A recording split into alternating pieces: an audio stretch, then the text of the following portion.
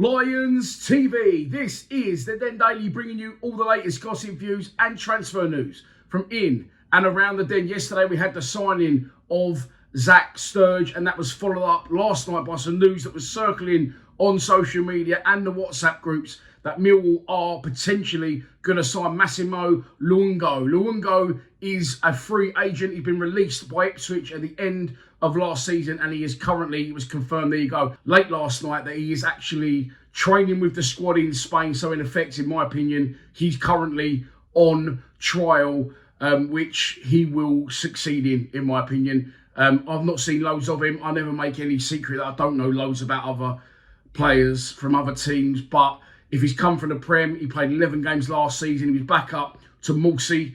Mulsey is the skipper.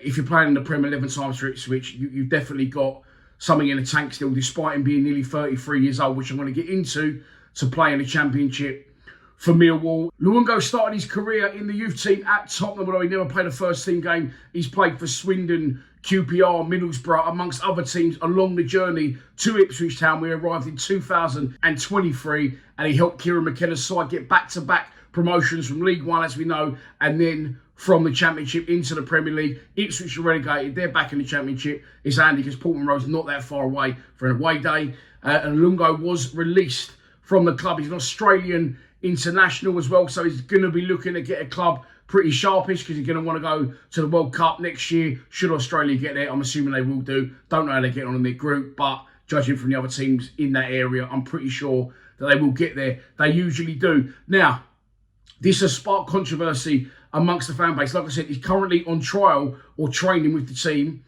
at the training resort out in Murcia in Spain. I think, as I said, he's going to be successful. I think he's going to get a contract. And some people are not happy about that. Millwall are going after different things now. We're chasing, and we've become a different model. I cover that all the time in videos. However, you can't have all young players, all exciting signings. You do need a big squad, especially with us, with the training ground at Kelman Road, which seems to be built on an Indian burial ground. So I don't know what, the place seems to be cursed. So yes, we need players like this through the door, in my opinion. However, let's track it back to last season. We had George Saville, we had Daniel Kelly, Billy Mitchell, Casper De Norre, Ryan Wintle, and arguably George Honeyman could also play in that position, although he never did. So we had sort of 5 players-ish there, 6 players.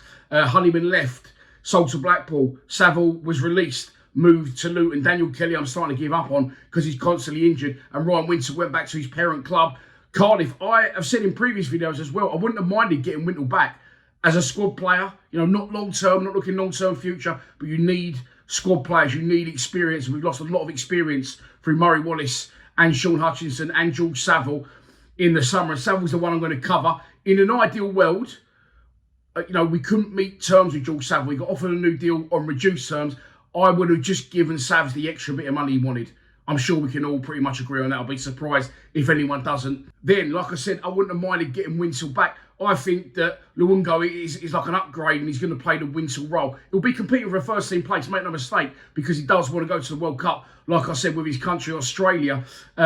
However, and some of you are not going to like this, in my opinion, and I'm pretty confident in this part of my opinion, not always, I'm pretty sure, now on, the central midfield pairing is going to be Casper De Norre and Billy Mitchell.